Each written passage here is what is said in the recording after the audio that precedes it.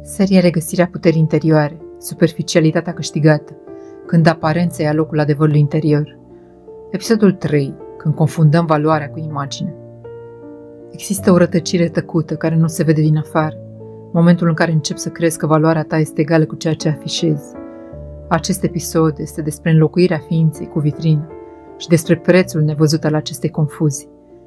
Cum se mută criteriul din interior în exterior? La început îți cunoști valoarea intuitiv, o simți, nu ai nevoie să o demonstrezi.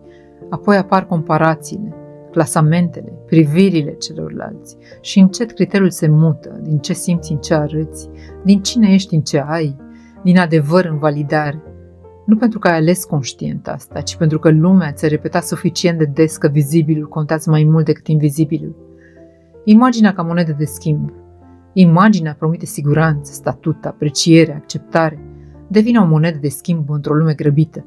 Arată-mi cine ești rapid.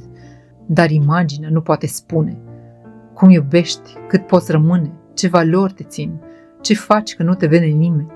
Și totuși ajunge să fie folosită ca măsura valorii. De ce este atât de periculoasă această confuzie? Când valoarea este măsurată prin imagine, stima de sine devine instabilă. Orice pierdere exterioară te zguduie, orice comparație te micșorează, pentru că imaginea poate fi pierdută, poate fi depășită, poate fi înlocuită.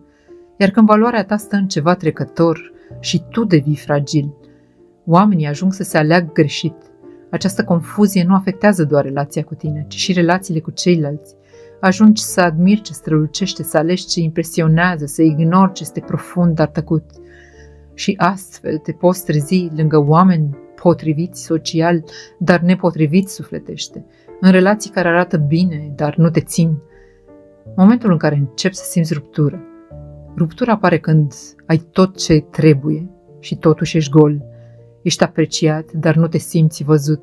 Reușești, dar nu te regăsești. Este semnul că imaginea ocupa prea mult spațiu și adevărul interior a fost împins în umbră. Întoarce-l la valoarea reală. Valoarea nu este ceva ce se demonstrează, este ceva ce se recunoaște.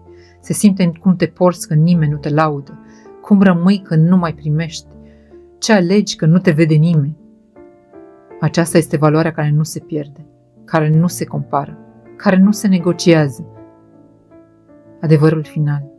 Când încetezi să mai confunzi imaginea cu valoare, nu devii invizibil, devii liber. În episodul următor vom vorbi despre oamenii frumoși pe din afară, dar goi pe dinăuntru, despre conexiuni fără adâncime și despre cum le recunoști înainte să te pierzi în ele. Pentru că adevărata vedere începe atunci când nu mai cauți confirmare în oglindă, ci adevăr în interior.